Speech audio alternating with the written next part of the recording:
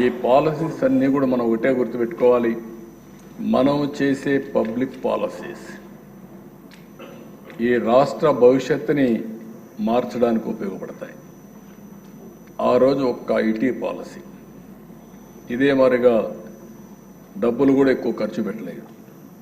ఆ రోజు పాలసీ ఇచ్చాం, ఇంజనీరింగ్ కాలేజీలు వచ్చాయి, ఇన్ఫ్రాస్ట్రక్చర్ క్రియేట్ చేశాం.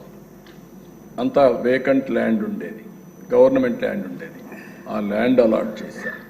వాళ్ళకి కావాల్సిన నీళ్ళన్నీ కూడా వాళ్ళ ఖర్చులోనే మనం నీళ్ళన్నీ ఇచ్చాం. ఈరోజు ఒక్క ఐటీ పాలసీ భవిష్యత్తుని రూపురేఖలు మార్చే పరిస్థితి వచ్చింది. మన పిల్లలు ప్రపంచం అంతా వెళ్ళి అక్కడ ఉండే వాళ్ళకంటే ఎక్కువ ఆదాయం సంపాదించే పరిస్థితికి వచ్చారు. ఒక్క ఎగ్జాంపుల్ మీరు చూస్తే ఇక్కడ మన దగ్గర పుట్టిన మన పిల్లలు ఐటీ చదువుకొని అమెరికాకి వెళితే ఈరోజు వాళ్ళ తలసరి ఆదాయం 1,20,000 కోట్లు. అదే అమెరికాలో ఉండే అమెరికన్స్ ఆదాయం 60,000 కోట్లు. అదే ఇక్కడుండే మనవాళ్ళ ఆదాయం $2,000. అక్కడ $1,20,000, ఇక్కడ 2,000 నుంచి $3,000. ఎంత వ్యత్యాసం ఉందో మనం చూస్తే, అవకాశాలు కల్పిస్తే అది సాధ్యం చేసే శక్తి మన యువతకు ఉంది.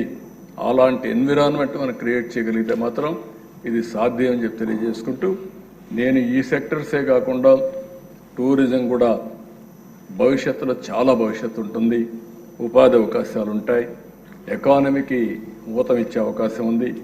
తొందరలోనే అది కూడా తీసుకొస్తాం.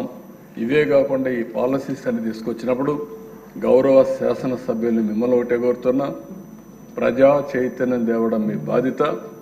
మీరు ఎక్కడ కూడా ఫెసిలిటేటర్గా ఉండాలి తప్ప మనం దాన్ని అబ్స్ట్రక్ట్ చేసే పరిస్థితి వస్తే మాత్రం, లేకుంటే మనం కూడా పెత్తనం చేసే పరిస్థితి వస్తే మాత్రం పోయిన గవర్నమెంట్లో ఏం జరిగిందో అదే మన దగ్గర జరిగే పరిస్థితి వస్తుంది.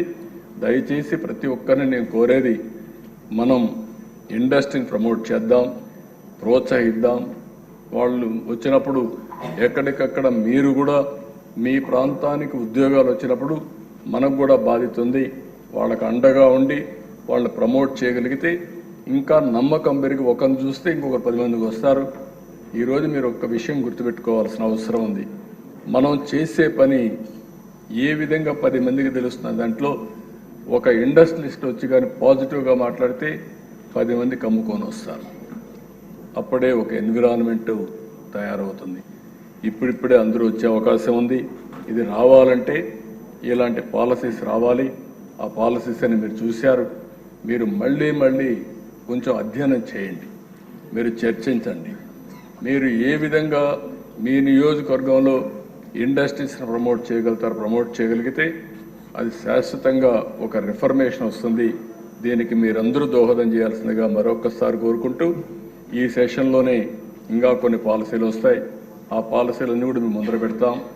నేను మిమ్మల్ని సెన్సిటైజ్ చేయడమే కాకుండా, మిమ్మల్ని చైతన్యవంతం చేయడమే కాకుండా, ప్రజా చైతన్యానికి కూడా ఇది అవసరం. దేనికోసం చేస్తున్నాం ఆ పర్పస్ సర్వ్ కావాలంటే మనం పదే వీటిపైన చర్చ చేయాలి, ప్రజలకి చెప్పాలి. ఎవరికైతే ఉత్సాహం ఉండే యువతకి నేను ఎప్పుడూ ఒక మాట చెప్పేవాడిని, ఫస్ట్ ఐటీ ప్రొఫెషనల్స్ అయినప్పుడు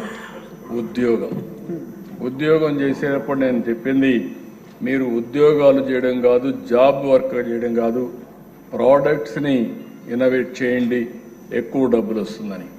ఆ తర్వాత నేను చెప్పేవాడిని, మీరు ఉద్యోగం కోసం ప్రయత్నం చేయడం కాదు, మీరు ఉద్యోగాలు ఇచ్చే స్థాయికి ఎదగాలని, అంటే మీరే పరిశ్రమలు పెట్టాలని. దానివల్ల మళ్ళీ మన వాళ్ళు కొంతమంది ఆలోచించి ఈరోజు పరిశ్రమలు పెట్టడం కానీ, వ్యాపారాలు చేయడం కానీ, స్టార్టప్ కంపెనీలు చేసే పరిస్థితికి వచ్చారు. మన యూత్లో కూడా చాలామంది తెలివైన వాళ్ళు ఉన్నారు. మొన్న నేను డ్రోన్ కాన్ఫరెన్స్లో చూశాను. 10th క్లాస్ చదువుకునే పిల్లలు యూస్ కేసెస్ తయారు చేసే పరిస్థితి వచ్చారు డ్రోన్ ఉపయోగించి. అంటే కామన్ సెన్స్ అబెండెంట్గా ఉంది, తెలివితేటలు ఉన్నాయి. ఈరోజు మనం అంతా ఇన్నోవేషన్స్ ప్రపంచం మొత్తం తయారైనట్టు చూస్తే యూనివర్సిటీలో పిహెచ్డీలు చేసిన వాళ్ళే కాదు, లేకుంటే యూనివర్సిటీ అయిన వాళ్ళే కాదు, మామూలు వ్యక్తులు కూడా ఎక్స్ట్రాడినరీగా చేయగలిగారు. ఈ విషయాన్ని మీరు గుర్తుపెట్టుకోవాల్సిందిగా మరొక్కసారి కోరుకుంటూ, మరొక్కసారి మీ ద్వారా ఈ రాష్ట్రంలో ఉండే యువతకు విజ్ఞప్తి చేస్తున్నా, ప్రతి ఒక్క కుటుంబంలో ఒక ఆంట్రప్రెన్యూర్ తయారు కావాలి. దానికి మీరు దోహదం చేయండి, మీరు సంకల్పం చేయండి. మీ సంకల్పానికి ప్రభుత్వం పూర్తిగా సహకరిస్తుంది. దీన్ని లాజికల్గా తీసుకుపోవడానికి అన్ని విధాలా సహకరిస్తామని మరొకసారి తెలియజేసుకుంటూ అవకాశం ఇచ్చిన మీకు మొట్టమొదటిసారిగా